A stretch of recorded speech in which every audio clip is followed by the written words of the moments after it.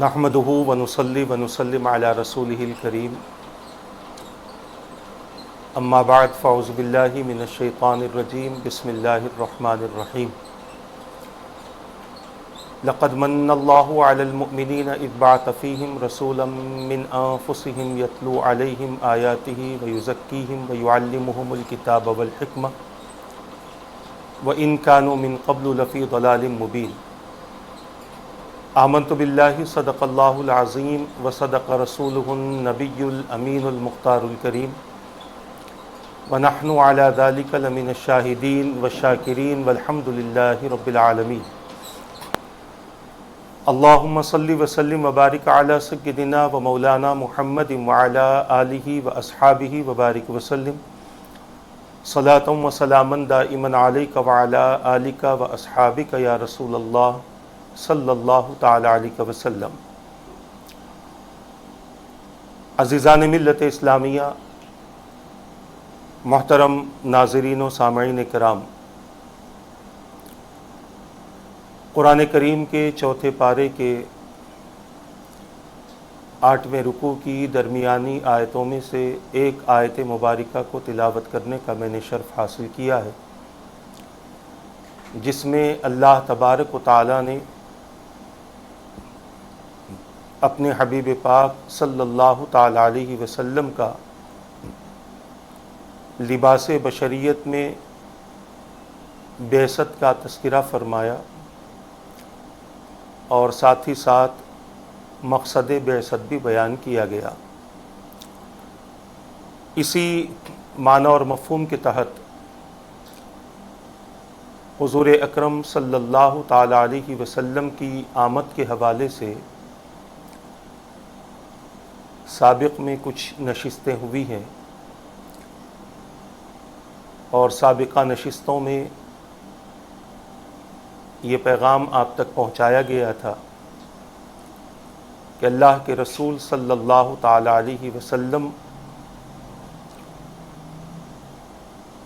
کے خاتم النبیین ہونے کے بارے میں حضور اکرم صلی اللہ تعالی علیہ وسلم نے اپنے صحابہ سے کیا بیان فرمایا۔ اسی طرح میرے آقا صلی اللہ تعالی علیہ وسلم سے مختلف صحابہ نے مختلف سوالات فرمائے، اور حضور اکرم صلی اللہ تعالی علیہ وسلم سے اس بات کو جاننا چاہا کہ اللہ تبارک و تعالی نے سب سے پہلے کس چیز کو پیدا فرمایا۔ میرے آقا صلی اللہ تعالی علیہ وسلم نے اپنے صحابہ کو اس کا جواب عنایت فرمایا، اور صحابہ کرام علیہم الرضوان نے حضور اکرم صلی اللہ تعالی علیہ وسلم کے اس فرمان کو آنے والی امت تک پہنچایا تاکہ حضور کے امتی کو اس بات کا علم ہو کہ اللہ تبارک و تعالی نے سب سے پہلے ہر چیز کے پیدا کرنے سے پہلے حضور اکرم صلی اللہ تعالی علیہ وسلم کے نور مبارک کو پیدا فرمایا۔ حضور اکرم صلی اللہ تعالی علیہ وسلم کا نور مبارک اللہ تبارک و تعالی کی جہاں مرضی ہوتی اور جب تک مرضی ہوتی اس وقت تک وہیں پر رکتا، اور میرے آقا صلی اللہ تعالی علیہ وسلم نے اپنے نور مبارک کے حوالے سے احادیث میں کئی طرح کی وضاحتیں بیان فرمائی ہیں۔ میرے آقا صلی اللہ تعالی علیہ وسلم کو اللہ تبارک و تعالی نے کائنات کی ہر شے سے افضل پیدا فرمایا، افضل بنایا، اعلیٰ بنایا۔ کائنات کی ہر شے سے اللہ تبارک و تعالی نے اپنے حبیب پاک صلی اللہ تعالی علیہ وسلم کو معزز و مکرم رکھا۔ حضور اکرم صلی اللہ تعالی علیہ وسلم کی شان یہ ہے کہ بعضوں نے یہاں تک کہہ دیا لا یمکن الثناء کما کان حقہ بعد از خدا بزرگ تو ہی قصہ مختصر، حضور اکرم صلی اللہ تعالی علیہ وسلم کی جیسی تعریف بیان کرنی چاہیے، کما حقہ ویسی تعریف کرنا ممکن نہیں ہے۔ بس اتنا ہی کہہ سکتے ہیں کہ اللہ تبارک و تعالیٰ کے بعد اگر کوئی بزرگ و برتر ذات ہے تو وہ مصطفیٰ جان رحمت صلی اللہ تعالی علیہ وسلم کی ذات مبارکہ ہے۔ رسول اکرم صلی اللہ تعالی علیہ وسلم کے نور مبارک کی جلوہ گری کے بعد میرے آقا کی زبان مبارک سے کئی فرامین ملتے ہیں کہ کب تک یہ نور محمدی صلی اللہ تعالی علیہ وسلم اللہ کے حضور رہا، اور پھر اللہ تبارک و تعالی نے جب کائنات کو پیدا کرنے کا ارادہ فرمایا تو رب قدیر نے سب سے پہلے قلم کو پیدا فرمایا، اور یہ حدیث پاک پچھلی نشست میں بیان کر دی گئی ہے کہ قلم کو پیدا کرنے کے بعد قلم سے کیا خطاب ہوا اور قلم نے کیا کیا چیزیں لکھی، اور اللہ تبارک و تعالیٰ نے قلم کو کن کن چیزوں کے لکھنے کا حکم دیا۔ ایک روایت اس انداز کی بھی ملتی ہے کہ جب قلم نے لکھنے کے تعلق سے اللہ تبارک و تعالیٰ کی بارگاہ میں عرض کیا کہ مولا کیا لکھوں، تو اللہ تبارک و تعالیٰ نے فرمایا جو کچھ ہو چکا اور جو کچھ ہونے والا ہے وہ لکھ۔ قلم نے ان چیزوں کو لکھنا شروع کیا، اور ایک اور روایت یہ بھی ملتی ہے کہ رب قدیر نے قلم سے فرمایا اے قلم لکھ لا الہ الا اللہ عرش پر۔ عرش پر قلم نے لا الہ الا اللہ لکھنا شروع کیا، تو لا الہ الا اللہ لکھنے کے لیے اسے 12,000 سال لگے۔ 12,000 سال میں قلم نے لا الہ الا اللہ عرش پر لکھا۔ جب لا الہ الا اللہ لکھ کر رک گیا، پھر عرض کرنے لگا مولا اب کیا لکھوں، تو اللہ تبارک و تعالیٰ نے فرمایا اسی کے بعد میں لکھ محمد الرسول اللہ صلی اللہ علیہ وسلم۔ قلم میں ہیبت سی طاری ہو گئی اور اس میں شگاف پڑ گیا، اور اللہ تبارک و تعالیٰ کے حکم سے اس نے عرش پر حضور اکرم صلی اللہ تعالی علیہ وسلم کا نام حضور کی رسالت کے ساتھ میں لکھا، اور اس کے لکھنے کے لیے بھی قلم نے 12,000 سال کی مدت لی۔ 24,000 سال میں عرش پر کلمہ طیبہ لکھا گیا۔ اس کے بعد قلم نے عرض کیا کہ اے میرے مولا اب کیا لکھوں۔ اللہ تبارک و تعالیٰ نے ارشاد فرمایا اے قلم آدم علیہ السلام کی امت کے احوال لکھ۔ عرض کیا کیا لکھوں؟ اللہ نے فرمایا جو نیکی کرے گا وہ جنت میں جائے گا، اور جو برائیوں میں اپنی زندگی گزارے گا وہ جہنم میں جائے گا۔ آدم علیہ السلام کی امت کے احوال لکھے۔ پھر عرض کیا کیا لکھوں؟ نوح علیہ السلام کی امت کے احوال لکھائے گئے۔ اسی طرح جتنے انبیاء کرام، جتنے رسولان اعظام اس فرش گیتی پر تشریف لانے والے تھے، اللہ تبارک و تعالیٰ نے ان تمام کے احوال لکھوائے۔ حضور اکرم صلی اللہ تعالی علیہ وسلم کی امت کی باری آئی۔ قلم نے کہا کیا لکھوں؟ اللہ نے فرمایا محمد صلی اللہ علیہ وسلم کے امت کے احوال لکھ، کیونکہ وہ ہر ایک کے تعلق سے یہی احوال لکھ رہا تھا کہ جو نیکی کرے گا جنت میں جائے گا، اور جو برائی کرے گا اس کی برائی کا بدلہ جہنم ہوگا۔ حضور اکرم صلی اللہ تعالی علیہ وسلم کی امت کے یہی احوال وہ لکھنے لگا۔ جب وہ لکھ رہا تھا کہ جو نیکی کرے گا جنت میں جائے گا، اور اس کے بعد جب لکھنے لگا جو برائی کرے گا، تو اللہ تبارک و تعالیٰ نے فرمایا اے قلم رک جا، ادب کے ساتھ، اور تو میرے حبیب پاک صلی اللہ علیہ وسلم کی امت کے احوال لکھ رہا ہے، تو میرے حبیب کی امت کے احوال اس انداز سے لکھ کہ جو نیکی کرے گا وہ جنت میں جائے گا، اور جو غلط کام کرے گا اور اس غلط کام پر اگر وہ توبہ و استغفار کر لے گا تو میں اسے بخش دوں گا، میں اس کے گناہوں کو معاف کر دوں گا۔ یہ حضور اکرم صلی اللہ تعالیٰ علیہ وسلم کی وجہ سے اللہ تبارک و تعالیٰ نے حضور اکرم صلی اللہ تعالیٰ علیہ وسلم کی امت پر مہربانی فرمائی۔ میرے پیارے آقا صلی اللہ تعالیٰ علیہ وسلم کے پیارے دیوانوں، حضور اکرم صلی اللہ تعالیٰ علیہ وسلم کی نسبت کی وجہ سے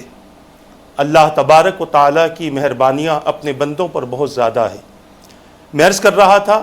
کہ رسول اکرم صلی اللہ تعالیٰ علیہ وسلم کے نور مبارک کو اللہ تبارک و تعالیٰ نے کس طرح اپنا قرب عطا فرمایا تھا، اور حضور اکرم صلی اللہ تعالیٰ علیہ وسلم بحالت نور اللہ تبارک و تعالیٰ کے یہاں کس طرح سے میرے آقا صلی اللہ تعالیٰ علیہ وسلم وہاں پر رہا کرتے تھے۔ حضور اکرم صلی اللہ تعالیٰ علیہ وسلم سے صحابہ نے مختلف موقعوں پر مختلف قسم کے سوالات فرمائے۔ حضرت میسرہ رضی اللہ تعالیٰ عنہ سے روایت ہے کہ آپ فرماتے ہیں، میں نے بارگاہ نبوت میں عرض کیا کہ حضور آپ کب سے شرف نبوت کے ساتھ مشرف ہو چکے تھے؟ حضور اکرم صلی اللہ تعالیٰ علیہ وسلم نے ارشاد فرمایا، جب اللہ تبارک و تعالیٰ نے زمین کو پیدا فرمایا اور آسمانوں کی طرف قصد فرمایا تو ان کو 7 طبقات کی صورت میں تخلیق فرمایا اور عرش کو بنایا، تو عرش کے پائے پر محمد الرسول اللہ خاتم الانبیاء لکھوایا، اور جنت کو پیدا فرمایا جس میں بعد ازاں حضرت آدم اور حضرت حوا علیہ السلام کو ٹھہرایا، تو میرا نام نامی جنت کے دروازوں اور اس کے درختوں کے پتوں اور اہل جنت کے خیموں پر لکھا ہوا۔ حالانکہ ابھی آدم علیہ السلام کے روح و جسم کا باہم تعلق نہ تھا، پس جب ان کی روح کو جسم میں داخل فرمایا اور زندگی عطا فرمائی، تب انہوں نے عرش معظم کی طرف نگاہ اٹھائی تو میرے نام کو عرش پر لکھا ہوا دیکھا۔ اس وقت اللہ تبارک و تعالیٰ نے انہیں بتایا کہ یہ تمہاری اولاد کے سردار ہیں۔ جب شیطان نے دھوکہ دیا تو انہوں نے بارگاہ الہی میں توبہ کی اور میرے نام ہی سے شفاعت طلب کی۔ عزیزان ملت اسلامیہ، اس حدیث پاک کو امام ابن جوزی رحمۃ اللہ تعالی علیہ نے الوفا باحوال المصطفیٰ میں نقل فرمایا ہے۔ رسول اکرم صلی اللہ تعالی علیہ وسلم نے اس حدیث میں چند باتوں کا خلاصہ فرمایا جب صحابی نے حضور اکرم صلی اللہ تعالی علیہ وسلم سے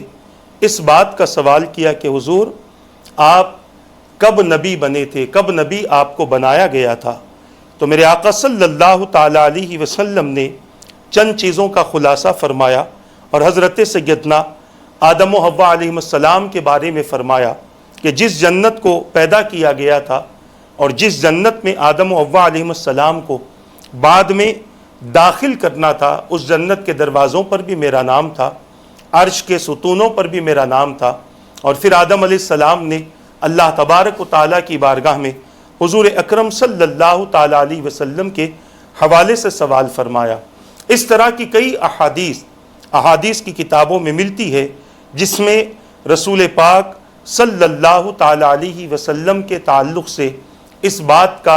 امت کو علم ملتا ہے کہ میرے آقا صلی اللہ تعالیٰ علیہ وسلم اللہ تبارک و تعالیٰ کے یہاں جب حالت نورانیت میں تھے تو میرے آقا صلی اللہ تعالیٰ علیہ وسلم کی کیفیات کیا تھی اور کون کون سی چیزیں حضور اکرم صلی اللہ تعالیٰ علیہ وسلم کے نور سے بنائی گئی، کس طرح سے بنائی گئی، کون سی چیز پہلے بنائی گئی اور کون سی چیز بعد میں بنائی گئی، میرے آقا صلی اللہ تعالیٰ علیہ وسلم نے ان چیزوں کا علم اپنی امت کو عطا فرمایا۔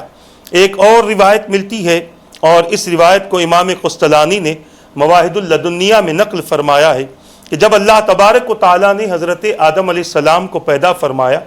تو آپ کے نام کے ساتھ ابو محمد کی کنیت سے آپ کو بلایا۔ آپ نے عرض کیا باری تعالیٰ میری یہ کنیت کیسے ہے؟ تو اللہ تبارک و تعالیٰ نے فرمایا اپنا سر اٹھاؤ۔ آپ نے اوپر کی طرف دیکھا تو عرش پر نور محمدی جلوہ گر تھا حضرت آدم علیہ السلام نے پوچھا اے اللہ یہ نور کس کا ہے؟ اللہ تبارک و تعالیٰ نے فرمایا یہ محمد صلی اللہ علیہ وسلم کا نور ہے، یہ تمہاری اولاد میں سے ہوں گے، ان کا نام آسمانوں میں احمد اور زمین پر محمد ہے صلی اللہ علیہ وسلم، اور اگر میں انہیں پیدا نہ کرتا تمہیں بھی پیدا نہ کرتا، نہ زمین پیدا کرتا نہ آسمان پیدا کرتا۔ اس کے علاوہ ایک اور حدیث پاک ملتی ہے کہ اور بھی اللہ تبارک و تعالیٰ نے چند چیزوں کا تذکرہ فرمایا، الغرض یہ کہ حضور اکرم صلی اللہ تعالیٰ علیہ وسلم کی آمد اور ولادت مقصود نہ ہوتی تو کائنات کا وجود ہی نہیں ہوتا اور کائنات کو وجود نہ بخشا جاتا۔ یہ کائنات کا وجود حضور اکرم صلی اللہ تعالیٰ علیہ وسلم کی آمد کی وجہ سے ہے، اور حضور اکرم صلی اللہ تعالیٰ علیہ وسلم کی نسبت کی وجہ سے ہے، میرے آقا صلی اللہ تعالیٰ علیہ وسلم کی عظمت و تقدس کو ظاہر کرنے کی وجہ سے ہے۔ اسی لیے اللہ تبارک و تعالیٰ کے بندوں کو چاہیے کہ اللہ تبارک و تعالیٰ کے اس فرمان پر یا حضور اکرم صلی اللہ تعالیٰ علیہ وسلم کے ذریعے جو اللہ تبارک و تعالیٰ کا فرمان حضرت آدم علیہ السلام کو ملا ہے، بندوں کو چاہیے کہ وہ اس فرمان پر یقین کرے، اپنے ایمان کو مضبوط کرے اور اپنے عقیدوں کو مضبوط کرے۔ حضرت سیدنا عمر بن الخطاب رضی اللہ تعالیٰ عنہ سے روایت ہے، حضور اکرم صلی اللہ تعالیٰ علیہ وسلم نے ارشاد فرمایا کہ جب آدم علیہ السلام سے خطا ہوئی تو انہوں نے اللہ تبارک و تعالیٰ کی بارگاہ میں عرض کیا اے میرے مولا، میں تجھے محمد صلی اللہ تعالیٰ علیہ وسلم کے واسطے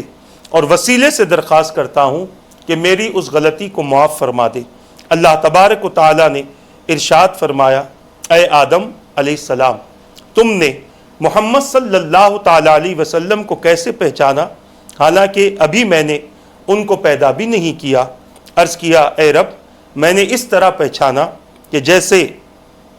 تو نے مجھے اپنے دست قدرت سے پیدا کیا اور اپنی طرف سے میرے اندر روح پھونکی، میں نے سر اٹھا کر عرش کے پایوں پر لکھا ہوا دیکھا لا الہ الا اللہ محمد الرسول اللہ صلی اللہ علیہ وسلم، تو میں نے معلوم کر لیا کہ تیرے نام کے ساتھ ایسے شخص کا نام ہوگا جو تیری بارگاہ میں سب سے زیادہ محبوب ہے اور تیری مخلوق میں تجھے سب سے زیادہ پیارا ہے۔ اللہ تبارک و تعالیٰ نے فرمایا اے آدم علیہ السلام، تم سچے ہو، واقعی محمد صلی اللہ علیہ وسلم میرے نزدیک تمام مخلوقات سے زیادہ محبوب ہے، اور جب تم نے ان کا واسطہ دے کر مجھ سے اپنی غلطی کی معافی کی درخواست کی ہے تو میں نے تمہاری مغفرت فرما دی، اور اگر محمد صلی اللہ علیہ وسلم نہ ہوتے تو میں تمہیں بھی پیدا نہ کرتا۔ اس حدیث پاک کو کئی محدثین نے اپنی اپنی کتابوں میں نقل فرمایا ہے۔ امام حاکم نے مستدرک میں نقل فرمایا، امام طبرانی نے معجم الاوسط میں نقل فرمایا، معجم الصغیر میں نقل فرمایا، امام حیثمی نے مجمع الزوائد میں، امام ابن عساکر نے تاریخ دمشق کبیر میں، امام ابن کثیر نے البدایہ والنہایہ میں، امام جلال الدین سیوطی نے خصائص الکبریٰ میں، اور امام حلبی نے سیرت الحلبیہ میں، امام قسطلانی نے المواہب اللدنیہ میں، امام جلال الدین سیوطی نے در منصور میں اس حدیث پاک کو نقل فرمایا ہے۔ عزیزان ملت اسلامیہ، یہ حضور اکرم صلی اللہ تعالیٰ علیہ وسلم کے حوالے سے اب تک ہم نے وہ باتیں کی کہ جن باتوں کا تعلق میرے آقا صلی اللہ تعالیٰ علیہ وسلم کی ذات سے اس مقام سے ہے کہ جس مقام پر اللہ تبارک و تعالیٰ کے قرب میں نور محمدی رہا کرتا تھا۔ اللہ تبارک و تعالیٰ نے اپنے حبیب پاک صلی اللہ تعالیٰ علیہ وسلم کو جب اس فرش گیتی پر بھیجنے کا ارادہ فرمایا تو حضور اکرم صلی اللہ تعالیٰ علیہ وسلم کی اس فرمان کی روشنی میں کہ میں خلقت کے اعتبار سے سب سے اول نبی ہوں اور بعثت کے اعتبار سے سب سے آخری نبی ہوں، رب قدیر نے حضور اکرم صلی اللہ تعالیٰ علیہ وسلم کو اس فرش گیتی پر بھیجنے کا جو انتظام فرمایا، حضرت آدم علیہ السلام کے صلب مبارک میں میرے آقا صلی اللہ تعالیٰ علیہ وسلم کے نور مبارک کو رکھ دیا گیا، اور حضور اکرم صلی اللہ تعالی علیہ وسلم کا یہ نور مبارک پاکیزہ اسلاب سے پاکیزہ ارحام میں منتقل ہوتا تھا، اور یہاں تک کہ حضور اکرم صلی اللہ تعالی علیہ وسلم کا یہ نور مبارک حضرت عبداللہ رضی اللہ تعالی عنہ کے ذریعے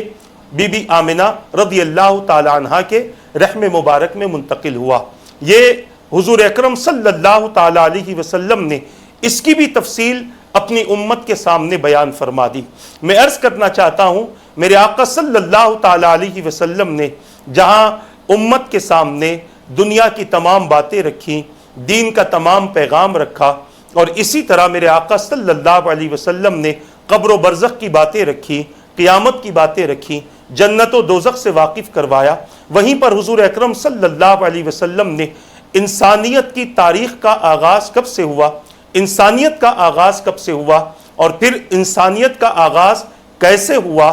کیوں ہوا، یہ سب کچھ میرے آقا صلی اللہ علیہ وسلم نے احادیث مبارکہ کے ذریعے اپنی امت کو تعلیم دے دی، تاکہ حضور اکرم صلی اللہ تعالی علیہ وسلم کا کوئی بھی امتی اس بات سے ناواقف نہ رہے، بلکہ ہر امتی کو اس بات کا علم ہو کہ حضرت آدم علیہ السلام کی ولادت کیسے ہوئی اور کہاں پر ہوئی اور کس طرح سے ہوئی، ولادت کے بعد میں آدم علیہ السلام کے ساتھ میں کیا کیا معاملات ہوئے، اور ولادت سے پہلے کیا کیا معاملات ہوئے، کہاں سے ان کی مٹی لائی گئی، اور کہاں پر ان کو کتنے سالوں تک رکھا گیا، اور کتنے سالوں میں اللہ تبارک و تعالی نے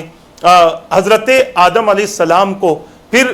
آدم علیہ السلام کو زندگی بخشی کتنے سالوں بعد۔ عزیزان ملت اسلامیہ، یہ ساری تعلیم حضور اکرم صلی اللہ تعالی علیہ وسلم کے احادیث کے ذریعے ہمیں ملتی ہے۔ اب تک وہ حدیثیں ہم سن رہے تھے کہ جن سے ہمیں یہ علم مل رہا تھا کہ میرے آقا صلی اللہ تعالی علیہ وسلم لباس بشریت میں آنے سے پہلے، یا یوں کہیں کہ پاکیزہ اسلاب اور پاکیزہ ارحام میں منتقل ہونے سے پہلے اللہ تبارک و تعالیٰ کے قرب خاص میں میرے آقا صلی اللہ تعالی علیہ وسلم کی کیفیتیں کیا تھیں، اور حضور اکرم صلی اللہ تعالی علیہ وسلم کے نور مبارک سے جب بہت ساری چیزوں کو بنا دیا گیا، اور پھر اللہ تبارک و تعالیٰ نے حضرت سیدنا آدم علیہ السلام کو پیدا کرنے کا ارادہ فرمایا کہ کس طریقے سے میرے آقا صلی اللہ علیہ وسلم کے نور مبارک کو حضرت آدم علیہ السلام کے صلب مبارک میں منتقل فرمایا۔ حضرت عبداللہ ابن عباس رضی اللہ تعالیٰ عنہما فرماتے ہیں کہ میں نے عرض کیا، یا رسول اللہ صلی اللہ علیہ وسلم، آپ کہاں تھے جب آدم علیہ السلام جنت میں تھے؟ سوالات کیسے ہوتے تھے صحابہ کے؟ صحابہ نے حضور سے صرف وضو، غسل اور طہارت کے سوال نہیں فرمائے، نماز، روزہ، زکوٰۃ و حج ہی کے سوال نہیں فرمائے۔ میرے آقا صلی اللہ تعالی علیہ وسلم سے صحابہ نے صرف معلوماتی سوال ہی نہیں فرمائے، بلکہ صحابہ نے حضور اکرم صلی اللہ تعالی علیہ وسلم کے حوالے سے تمام تر معلومات حاصل کی، اور ان تمام معلومات کو اللہ کے بندوں تک بڑی امانت کے ساتھ پہنچایا، تاکہ حضور اکرم صلی اللہ تعالی علیہ وسلم کے امتی حضور کے مقام کو سمجھیں، حضور کی عظمت کو سمجھیں، حضور پاک صلی اللہ تعالی علیہ وسلم کی عزت و احترام کرتے ہوئے، تعظیم و توقیر کرتے ہوئے اپنی زندگی گزارے۔ حضرت عبداللہ ابن عباس رضی اللہ تعالی عنہما نے حضور اکرم صلی اللہ تعالی علیہ وسلم سے سوال کیا کہ میرے آقا، آپ کہاں تھے جب آدم علیہ السلام جنت میں تھے؟ تو حضور اکرم صلی اللہ تعالی علیہ وسلم نے فرمایا، میں ان کی صلب میں تھا، اور جس وقت انہیں زمین پر اتارا گیا میں ان کی صلب میں تھا، اور مجھے اپنے باپ نوح علیہ السلام کی صلب میں کشتی میں سوار کیا گیا، اور مجھے اپنے والد ابراہیم علیہ السلام کی پشت میں آگ میں ڈالا گیا، اور میرے والدین کبھی بھی برائی پر نہیں ملے، میں پاک و طاہر پشتوں سے پاکیزہ رحموں میں منتقل ہوتا رہا۔ اس سے یہ بھی پتہ چلتا ہے کہ وہ حضرات جن کا اعتراض یہ ہوتا ہے کہ حضور اکرم صلی اللہ تعالی علیہ وسلم کے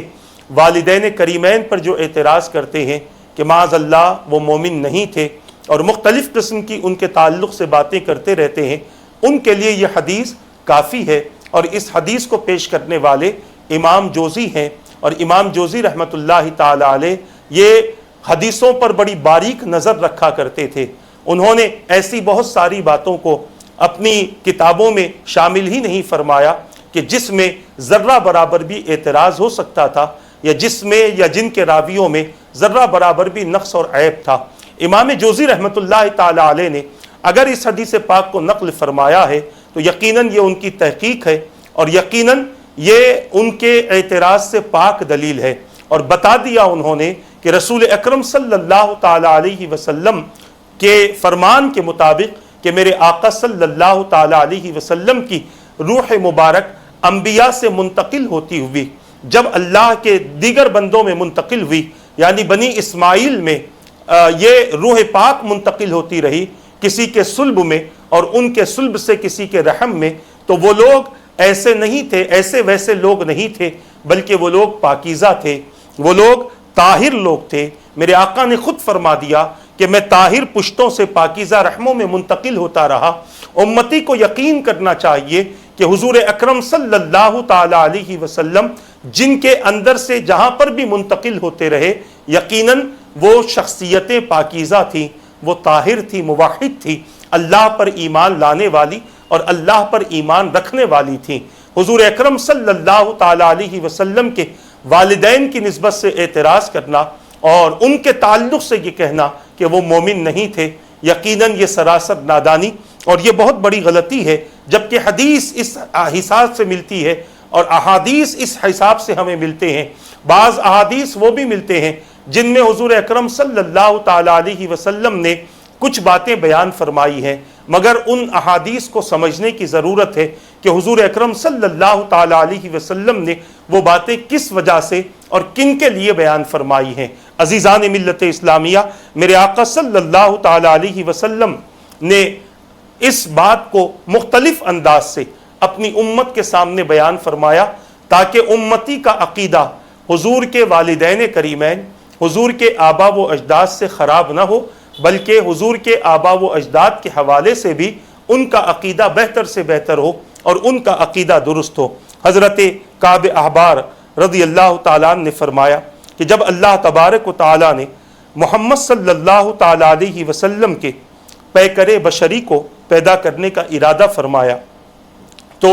حضرت جبرائیل امین علیہ السلام کو حکم دیا کہ ایسی مٹی میرے پاس لے آؤ جو میرے محبوب کے جسم اقدس اور جسد اطہر کی تخلیق کے لائق ہو. تو وہ سفید مٹی ایک مٹھی روضہ اطہر والی جگہ سے لے کر اللہ تبارک و تعالیٰ کی بارگاہ میں پہنچے. پھر اس مٹی کو تسنیم کے پانی سے گوندا گیا، جنت کی لہروں میں دھویا گیا، پھر نور نبوت اس میں رکھ کر اس کو آسمانوں اور زمینوں میں ہر جگہ پھرایا گیا تاکہ ہر شے حضور اکرم صلی اللہ علیہ وسلم کے شرف و کمال کو پہچان لے. اور کائنات جب سے بنی ہے اس وقت سے ہر شے کو حضور اکرم صلی اللہ علیہ وسلم کی معرفت ہو جائے. تو ملائکہ نے آدم علیہ السلام کو پہچاننے سے پہلے حضور اکرم صلی اللہ علیہ وسلم کی فضیلت کو پہچانا اور آپ کے مقام کو پہچانا. امام ابن جوزی رحمۃ اللہ تعالی علیہ نے اس روایت کو الوفا باحوال المصطفیٰ میں نقل فرمایا ہے. پھر فرمایا گیا کہ پھر نور محمد صلی اللہ علیہ وسلم آدم علیہ السلام کی پیشانی سے چھلکنے والے انوار سے محسوس ہوتا تھا اور ان سے کہا گیا کہ اے آدم، یہ تمہاری نسل میں پیدا ہونے والے انبیاء و مرسلین کے سردار ہیں. جب حضرت حوا رضی اللہ تعالیٰ عنہ کے بطن اطہر میں حضرت شیس علیہ السلام منتقل ہوئے تو وہ نور نبی بھی حضرت حوا علیہ السلام کے بطن اقدس کی طرف منتقل ہو گیا. وہ ہر دفعہ یعنی بی بی مائی حوا ہر دفعہ جڑواں بچوں کو جنم دیتی تھی، یعنی جب بھی ان سے اولاد پیدا ہوتی 2 بچے ان سے پیدا ہوتے سوائے حضرت شیس علیہ السلام کے، کیونکہ وہ حضور پاک صلی اللہ تعالی علیہ وسلم کے جد امجد ہونے کی برکت سے تنہا پیدا ہوئے. سب بھائیوں سے مرتبہ کمال و لحاظ سے اکتا بنے. پھر حضور اکرم صلی اللہ تعالی علیہ وسلم کا نور مبارک یکے بعد دیگرے پاک پشتوں میں اور پاک رحموں میں منتقل ہوا یہاں تک کہ آپ حضرت حضور اکرم صلی اللہ تعالی علیہ وسلم کی ولادت باسعادت ہوئی۔ عزیزان ملت اسلامیہ، ان باتوں کو تفصیل کے ساتھ بیان کرنے کا مقصد یہ ہے کہ آج بہت کم ہمیں اس حوالے سے تفصیل ملتی ہے۔ حضور اکرم صلی اللہ تعالی علیہ وسلم کی ولادت کا تذکرہ کیا جاتا ہے تو یہی کہا جاتا ہے کہ میرے آقا صلی اللہ تعالی علیہ وسلم نور تھے اور پھر میرے آقا لباس بشریت میں تشریف لائے۔ مگر اس درمیان میں جو کچھ رسول اکرم صلی اللہ علیہ وسلم کی کیفیت رہی، اس درمیان میں حضور اکرم صلی اللہ تعالی علیہ وسلم کی جو خاصیت رہی، اور اس درمیان میں حضور اکرم صلی اللہ تعالی علیہ وسلم کے نور مبارک کی جو کیفیت رہی، آپ کے منتقل ہونے کی جو کیفیت رہی، کن کن اسلاب اور کن کن ارحام میں منتقل یہ نور مبارک ہوتا رہا، اس کیفیت کو بھی جاننا ہمارے لیے ضروری ہے تاکہ ہمیں یہ پتہ چلے کہ میرے آقا صلی اللہ تعالی علیہ وسلم کی نسبت اور صحبت سے کن کن لوگوں نے کس کس طریقے سے فائدہ اٹھایا ہے۔ بنی اسماعیل میں یعنی حضرت اسماعیل علیہ السلام کے بعد اللہ تبارک و تعالیٰ نے بنی اسماعیل میں کسی کو بھی نبی نہیں بنایا، سیدھے حضور اکرم صلی اللہ تعالی علیہ وسلم کی ذات نے اعلان نبوت فرمایا۔ ہزاروں سال کا فرق ہے، ہزاروں سال کا فاصلہ ہے حضرت اسماعیل علیہ السلام اور حضور اکرم صلی اللہ تعالی علیہ وسلم کی ذات مبارک میں، اور بنی اسرائیل میں انبیاء آتے رہے مگر نور مبارک بنی اسماعیل میں رہا، اور حضور اکرم صلی اللہ تعالی علیہ وسلم کا نور مبارک جن جن میں منتقل ہوتا رہا، اللہ تبارک و تعالیٰ نے ان کو ہر قسم کے عیب سے پاک رکھا، ہر قسم کے نقص سے پاک رکھا، ہر قسم کی کمزوری سے پاک رکھا۔ رب قدیر نے انہیں موحد رکھا اور ان کو ہر قسم کے معاذ اللہ، صد بار معاذ اللہ، کفر و شرک سے پاک رکھا۔ انہوں نے کبھی بھی اپنی زندگی میں کسی اور معبود کی پرستش نہیں کی، کیونکہ حضور اکرم صلی اللہ تعالی علیہ وسلم کا نور مبارک ان کی حفاظت کر رہا تھا۔ جس نور مبارک کی کیفیت یہ ہو کہ یہ نور لباس بشریت میں آئے اور ان سے جس چیز کو صحبت ہو جائے اللہ تبارک و تعالیٰ انہیں جنتی بنا دے۔ ایک لکڑی کو حضور سے صحبت ہو جائے وہ جنتی بن جائے، ایک پہاڑ کو حضور سے محبت ہو جائے وہ جنتی بن جائے۔ اسی طرح بہت ساری ایسی چیزیں جس کو میرے آقا سے تعلق ہو گیا، جب وہ چیزیں جنتی ہو سکتی ہیں تو جن کے اسلاب و ارحام میں مصطفیٰ کا نور مبارک رہا، کیا انہیں حضور کے نور مبارک سے کوئی فائدہ نہیں پہنچا؟ ایسا سوچنا یہ ایمان کی کمزوری ہے، عقیدے کی کمزوری ہے، اور حضور اکرم صلی اللہ تعالی علیہ وسلم سے تعلق کی کمزوری ہے۔ اگر تعلق مضبوط ہوتا تو ہمارا ایمان یہ ہوتا کہ مصطفیٰ جان رحمت صلی اللہ تعالی علیہ وسلم جن اسلاب و ارحام سے منتقل ہوتے ہوئے اپنے والدین کریمین کے ذریعے اس فرش گیتی پر تشریف لائے ہیں، اللہ تبارک و تعالی نے ان تمام کے ایمان کی حفاظت فرمائی ہے، ان کے عقیدے کی حفاظت فرمائی ہے، ان کے نظریات کی حفاظت فرمائی ہے، ان کے معاملات کی حفاظت فرمائی ہے، اور ان کو ان کی زندگی میں ہر طرح کے نقص سے، ہر طرح کے عیب سے اللہ تبارک و تعالیٰ نے محفوظ و مامون رکھا ہے۔ یہ ایک ایمان والے کا عقیدہ ہونا چاہیے، اور یہی سوچنا چاہیے کہ جس لکڑی کو حضور سے نسبت ہو اور وہ لکڑی جنت میں جا سکتی ہے، تو جو حضور کے والدین ہیں، حضور کے آبا و اجداد ہیں، وہ جنتی کیسے نہ ہوں گے؟ میرے پیارے آقا صلی اللہ تعالی علیہ وسلم کے پیارے دیوانوں، اللہ کے رسول صلی اللہ تعالی علیہ وسلم کی شان میں حضرت ابن عباس رضی اللہ تعالیٰ عنہ نے ایک قصیدہ لکھا۔ ایک قصیدہ آپ کا بہت مشہور ہے، اور وہ مشہور قصیدہ یہ ہے کہ حضرت آدم علیہ السلام کی توبہ قبول کیوں نہ ہوتی جبکہ ان کی پشت مبارک میں آپ کا نور مبارک موجود تھا؟ حضرت نوح علیہ السلام کی کشتی کنارے پر کیوں نہ لگتی جبکہ ان کی پشت مبارک میں آپ کا نور مبارک موجود تھا؟ حضرت ابراہیم علیہ السلام کو جو آگ میں ڈالا گیا وہ آگ ٹھنڈی کیسے نہ ہوتی حالانکہ ان کے پشت مبارک میں آپ کا نور مبارک موجود تھا؟ حضرت ابراہیم علیہ السلام، حضرت اسماعیل علیہ السلام کے گلے پر چھری کیسے چلتی حالانکہ ان کی پشت مبارک میں آپ کا نور مبارک موجود تھا؟ عزیزان ملت اسلامیہ، یہ حضرت سیدنا ابن عباس رضی اللہ تعالیٰ عنہما کا یہ قصیدہ مشہور ہے، اور حضور اکرم صلی اللہ تعالیٰ علیہ وسلم کے سامنے جب اس قصیدے کو پڑھا گیا ہے تو میرے آقا صلی اللہ علیہ وسلم نے انہیں روکا نہیں ہے۔ حضور کی خاموشی اس بات کی دلیل ہے کہ ابن عباس رضی اللہ تعالیٰ عنہما جو کہہ رہے ہیں وہ سچ کہہ رہے ہیں، حضور نے انہیں اس بات سے منع نہیں فرمایا۔ اسی طرح حضرت ابن عباس رضی اللہ تعالیٰ عنہما نے حضور اکرم صلی اللہ تعالیٰ علیہ وسلم کی شان میں ایک ایسا قصیدہ لکھا جس کے بارے میں محققین فرماتے ہیں کہ نور محمدی کے عالم ملکوت سے عالم ناسوت تک کے سفر کی بڑی اچھے انداز سے حضرت ابن عباس رضی اللہ تعالیٰ عنہما نے ترجمانی کی ہے۔ اس قصیدے کا میں اردو ترجمہ آپ حضرات کے سامنے پیش کر رہا ہوں، اور اگر اس قصیدے کو عربی میں پڑھنا ہے تو امام ابن جوزی رحمۃ اللہ تعالیٰ علیہ کی جو کتاب ہے الوفا باحوال المصطفیٰ، آپ اس کتاب میں پڑھ لیں، پہلی ہی جلد میں یہ قصیدہ موجود ہے۔ حضرت عباس رضی اللہ تعالیٰ عنہ عرض کرتے ہیں کہ جب حضرت آدم و حوا علیہم السلام اپنے اپنے جسموں کو جنت میں پتوں سے ڈھانپ رہے تھے، اس وقت سے بہت پہلے آپ مسرت و شادمانی کے ساتھ ذکر الہی میں مصروف تھے، یعنی ابھی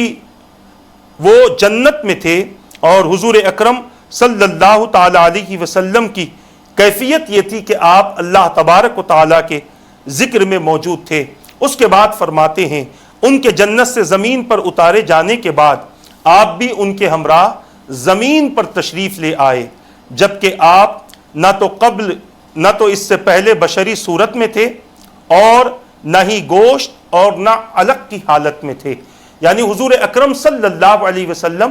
لباس بشریت میں آدم و حوا علیہم السلام کے ساتھ تشریف نہیں لائے، بلکہ وہ نور جو حضرت آدم علیہ السلام کے ذریعے مائی حوا میں منتقل ہوا تھا یا ہونا تھا، اس صورت میں میرے آقا صلی اللہ علیہ وسلم اس فرش گیتی پر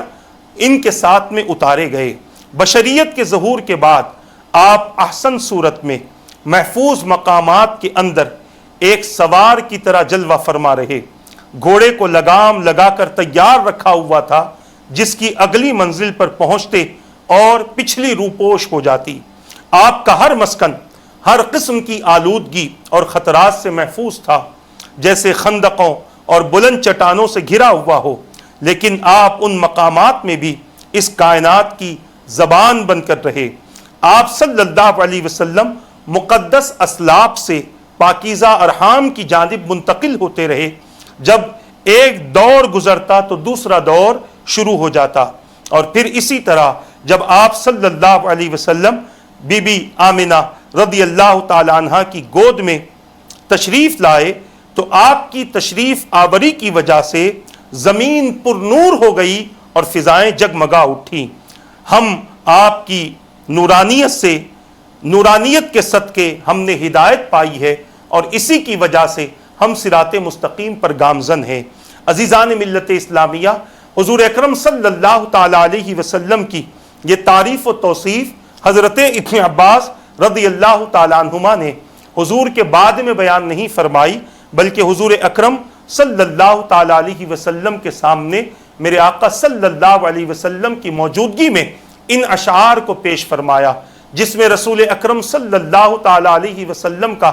آدم و حوا علیہم السلام کے ساتھ اس فرش گیتی پر نورانیت کے ساتھ تشریف لانا، اس کے بعد پاکیزہ اسلاب اور پاکیزہ ارحام میں منتقل ہونا، اور پھر اس کے بعد آپ کا اس فرش گیتی پر لباس بشریت میں تشریف لانا اور پوری دنیا کو روشن کر دینا، یہ سارا تذکرہ جب آپ نے فرمایا، میرے آقا صلی اللہ تعالیٰ علیہ وسلم نے خوشی کا بھی اظہار فرمایا، اور ان کی کسی بھی بات کا میرے آقا نے انکار نہیں فرمایا۔ عزیزان ملت اسلامیہ، رسول اکرم صلی اللہ تعالیٰ علیہ وسلم کا نور مبارک منتقل ہوتا ہوا جب حضرت عبد المطلب رضی اللہ تعالیٰ عنہ کی پیشانی میں چمکا تو کیفیت کیا تھی؟ مورخین بیان فرماتے ہیں، امام قسطلانی نے المواہب اللدنیہ میں اس روایت کو نقل فرمایا ہے، فرماتے ہیں کہ جب حضور اکرم صلی اللہ علیہ وسلم کا، حضرت کعب احبار رضی اللہ تعالیٰ عنہ سے روایت ہے کہ جب حضور اکرم صلی اللہ علیہ وسلم کا نور مبارک حضرت عبد المطلب میں منتقل ہوا اور وہ جوان ہو گئے تو ایک دن حتیم میں سو کر اٹھے تو آنکھ میں سرما اور بالوں میں تیل لگا ہوا تھا اور حسن و جمال میں بڑا اضافہ ہو چکا تھا۔ انہیں بڑی حیرت ہوئی۔ ان کے والد انہیں قریش کے کاہنوں کے پاس لے گئے اور سارا ماجرا بیان کیا۔ انہوں نے سن کر کہا کہ اللہ نے اس جوان کی شادی کا حکم دیا ہے۔ چنانچہ انہوں نے پہلا نکاح قیلہ سے کیا جن سے ایک بیٹے حارث پیدا ہوئے۔ پھر ان کی وفات کے بعد ہندہ بنت عمر جن کا نام فاطمہ تھا ان سے نکاح کیا تو ان کے نصیب میں نور محمد صلی اللہ علیہ وسلم آیا اور ان کے بطن مبارک سے حضرت عبداللہ رضی اللہ تعالیٰ عنہ تولد ہوئے۔ حضرت عبد المطلب کی حالت یہ تھی کہ آپ کے بدن سے مشک کی خوشبو آتی تھی اور حضور اکرم صلی اللہ علیہ وسلم کا نور مبارک ان کی پیشانی میں خوب چمکتا تھا۔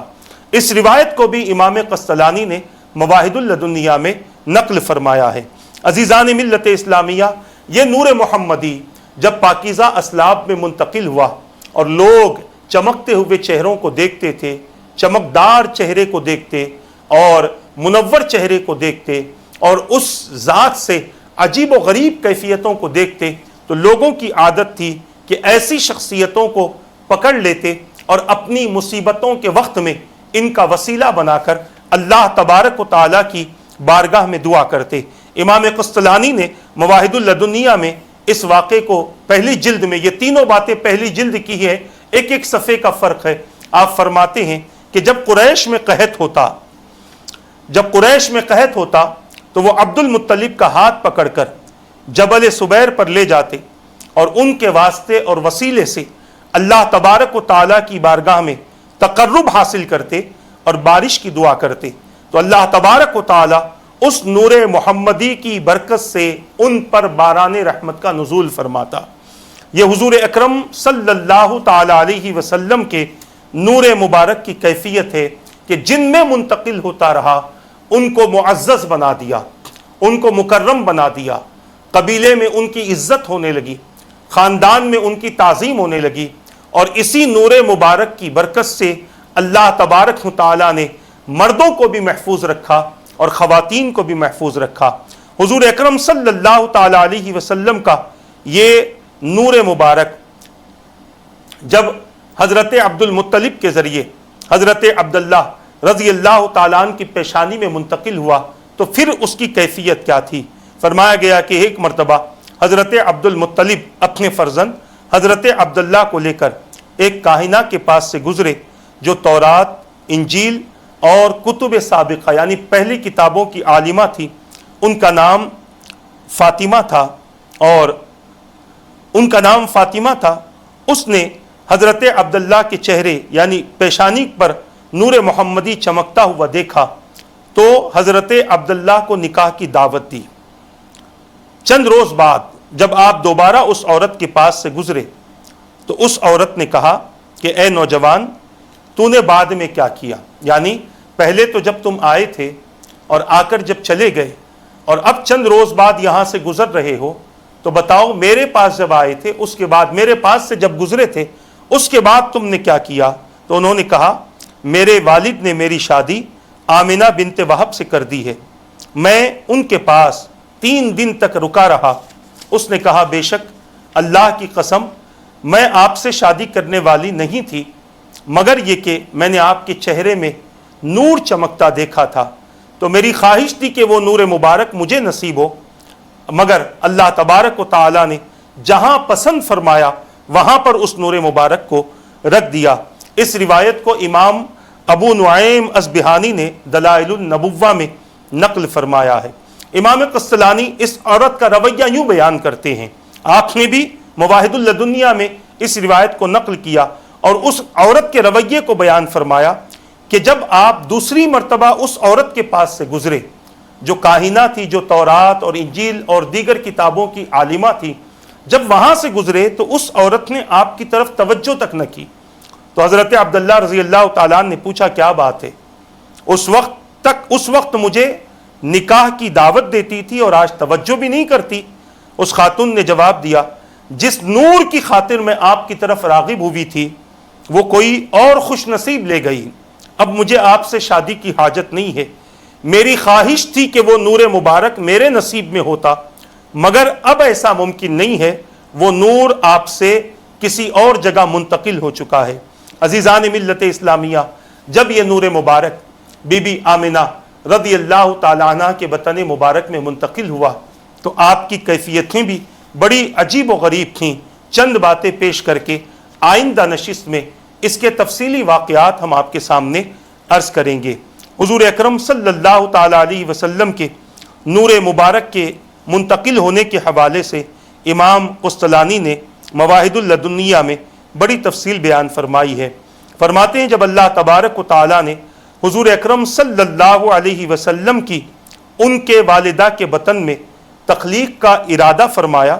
تو رجب کی جمعہ کی رات تھی جب یہ نور مبارک منتقل ہوا۔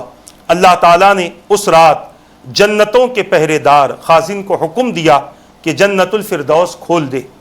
اور ایک منادی یعنی ندا کرنے والا، آواز دینے والا آسمانوں اور زمینوں میں ندا دے کے آگاہ ہو جاؤ، آواز دے، خبردار ہو جاؤ کہ وہ نور جو ایک محفوظ اور مخفی خزانے میں تھا، جس نبی ہادی صلی اللہ تعالی علیہ وسلم کا تولد ہونا تھا، وہ آج کی رات اپنے والدہ کی بطن مبارک میں وہ نور منتقل ہو گیا، جہاں سے ان کی جسد عنصری کی تکمیل ہوگی اور وہ لوگوں کے لیے بشیر و نذیر بن کر دنیا میں تشریف لائیں گے۔ عزیزان ملت اسلامیہ، حضور اکرم صلی اللہ تعالی علیہ وسلم کے نور مبارک کو بی بی آمنہ رضی اللہ تعالی عنہ کے بطن مبارک میں، رحم مبارک میں جب منتقل کر دیا گیا تو حضرت کعب الاحبار رضی اللہ تعالیٰ عنہ روایت کرتے ہیں کہ ایک منادی نے بی بی آمنہ رضی اللہ تعالیٰ عنہ کا نام لے کر آواز دی، تمہیں مبارک ہو، تمہیں مبارک ہو، یعنی اب مبارک باد کا سلسلہ بی بی آمنہ رضی اللہ تعالیٰ عنہ کے لیے آنے لگا اور آپ کو مبارک باد دی جانے لگی۔ حضرت ابن بریدہ اپنے والد سے روایت کرتے ہیں کہ حضور اکرم صلی اللہ تعالیٰ علیہ وسلم کی والدہ محترمہ آمنہ بنت وہب نے اپنے خواب میں دیکھا کہ ان سے کہا گیا آپ تمام عالم کے سردار سے حاملہ ہیں، تو جب ان کی ولادت ہو تو ان کا نام احمد اور محمد رکھنا، اور اس دوران اپنے حال کو چھپائے رکھنا، یعنی یہ بات کسی کے سامنے بیان نہ کرنا۔ اور بی بی آمنہ رضی اللہ تعالیٰ عنہ خود بیان کرتی ہیں کہ کوئی آنے والا میرے پاس آیا جبکہ آپ کو میرے شکم اقدس میں چھٹا مہینہ تھا، اس نے مجھے خواب میں آواز دے کر کہا اے آمنہ تم خیر العالمین سے حاملہ ہو، جب ان کی ولادت ہو تو ان کا نام محمد رکھنا صلی اللہ علیہ وسلم۔ اس روایت کو امام جلال الدین سیوطی رحمۃ اللہ علیہ نے خصائص الکبریٰ میں نقل فرمایا ہے۔ امام قسطلانی رحمۃ اللہ تعالی علیہ لکھتے ہیں کہ حضرت آمنہ رضی اللہ تعالی عنہ کا حضور اکرم صلی اللہ علیہ وسلم سے حاملہ ہونے کی دلیل یہ بھی ہے کہ اس رات قریش کی تمام سواریاں بول پڑیں اور یہ کہا کہ رب کعبہ کی قسم حضرت آمنہ رضی اللہ تعالی عنہ رسول اکرم صلی اللہ تعالی علیہ وسلم کے حوالے سے حاملہ ہوئی ہیں۔ امام قسطلانی اسی بات کو اور آگے بیان کرتے ہوئے لکھتے ہیں کہ کوئی بھی گھر ایسا نہ تھا جو روشن نہ ہوا، اور کوئی جگہ ایسی نہ تھی جو منور نہ ہوئی، اور کوئی ایسا جانور نہ تھا جو بول نہ پڑا ہو۔ حضرت آمنہ رضی اللہ تعالی عنہ دوران حمل آپ کے نور کے بارے میں بیان کرتی ہیں کہ حضرت آمنہ نے حمل میں دوران حمل میں ایک نور دیکھا تھا جس سے شہر بصرہ اور شام کے محلات روشن ہو گئے تھے۔ عزیزان ملت اسلامیہ، یہ حضور اکرم صلی اللہ تعالی علیہ وسلم کی ان حالات کا آپ حضرات کے سامنے تذکرہ کیا گیا ہے جن حالات کو ہمیں جاننا ضروری ہے کہ میرے آقا صلی اللہ علیہ وسلم کس طرح سے عالم نور سے عالم بشریت میں تشریف لائے، تاکہ ہمیں اس بات کا علم ہو اور یہ علم ہم اپنی اولادوں تک پہنچا سکیں۔ اور یہ تمام باتیں جو آپ کے سامنے کی گئی ہیں یہ من گھڑت باتیں نہیں ہے، بلکہ سینکڑوں محدثین نے حدیث کی کتابوں میں ان تمام باتوں کو نقل فرمایا ہے، اور میں نے مکمل کوشش کی ہے کہ جو جو روایتیں بیان کی ہیں ان روایتوں کے حوالے بھی میں نے آپ کے سامنے دیے ہیں، اور آپ اگر اس کی کھوج کرنا چاہتے ہیں اور اگر آپ جاننا چاہتے ہیں تو ضرور آپ ان حوالوں کے ذریعے ان حوالوں کو ان کتابوں میں تلاش کریں، تاکہ ہمارے علم میں بھی اضافہ ہو، ہمارے عقیدے میں بھی اضافہ ہو، اور ہمیں یہ یقین ہو جائے کہ اللہ کے رسول صلی اللہ تعالی علیہ وسلم کو رب قدیر نے لباس بشریت میں ضرور مبعوث فرمایا، مگر اللہ تبارک و تعالیٰ نے حضور اکرم صلی اللہ تعالی علیہ وسلم کی ذات کو عام بشر کی طرح دور کی بات ہے، میرے آقا کو اللہ نے انبیاء پر، تمام انبیاء پر رب قدیر نے فضیلتیں عطا فرمائی ہیں۔ جیسی فضیلت اللہ نے اپنے حبیب پاک صلی اللہ تعالی علیہ وسلم کو عطا فرمائی، جو مقام رب قدیر نے حضور اکرم صلی اللہ تعالی علیہ وسلم کو عطا فرمایا، ان مقامات کے ساتھ رسول اکرم صلی اللہ تعالی علیہ وسلم کی ذات کو ہم تسلیم کریں۔ یہ نہیں کہ ہمارے فلاں صاحب نے حضور کے بارے میں یہ کہا ہے اور پھر ان کی تحقیق ہے، ان کی تحقیق اپنی جگہ ہے، شاید ان کی تحقیق صرف اس لیے تھی کہ وہ حضور اکرم صلی اللہ تعالی علیہ وسلم کی افضلیت کو ماننا نہیں چاہ رہے تھے، حضور اکرم صلی اللہ علیہ وسلم کی حضور کی عظمت کو وہ ماننا نہیں چاہ رہے تھے، حضور کے مقام سے شاید انہیں نفرت تھی، حضور کے منصب سے شاید انہیں کسی قسم کا حسد اور جلن تھا، اور وہ اپنے حسد و جلن کو اپنی تحریر کے ذریعے انہوں نے لوگوں تک پہنچا دیا کہ نبی کو ایسے مانو، نبی کو ویسے مانو، نبی کو اپنی طرح مانو، معاذ اللہ نبی کو پوسٹ مین کا درجہ دو، معاذ اللہ نبی کو ڈاکیے کا درجہ دو، نبی کو عام بشر کی طرح جانو، نبی کے علم کو پاگلوں اور جانوروں کے علم کی طرح جانو، معاذ اللہ۔ اس طرح سے بعض لوگوں نے اپنے حسد کو حضور اکرم صلی اللہ تعالی علیہ وسلم کے حوالے سے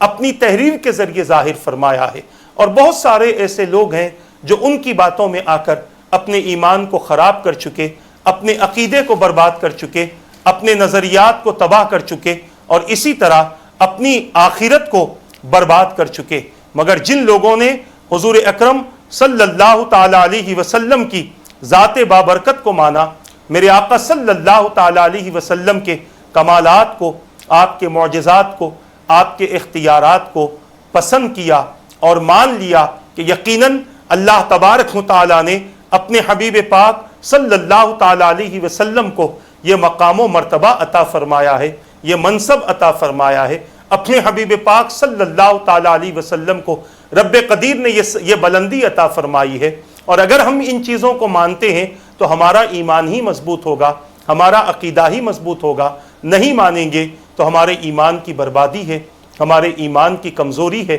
ہمارے ایمان کی تباہی ہے۔ لہٰذا اپنے ایمان کو بچانا ہو تو حضور اکرم صلی اللہ تعالی علیہ وسلم کی ذات مبارک سے اپنے رشتے کو مضبوط سے مضبوط تر کرنا پڑے گا، اور اسی محبت کو، اسی محبت رسول کو، اسی تعظیم رسول کو، اسی توقیر رسول کو اپنی اولاد میں منتقل کرنا پڑے گا۔ اور اگر ہم نے ایسا نہیں کیا تو ہمارے آنے والی نسلوں کے ایمان کا خدا ہی حافظ ہے، کیونکہ ہم نے اپنی اولاد کو صحیح تعلیم اور صحیح تربیت نہیں دی۔ ایک عام انسان بھی یہ بات سوچ سکتا ہے کہ جو کمال اللہ نے مصطفیٰ کو دیا ہے اس کے اقرار کرنے میں ہمارا کیا جاتا ہے،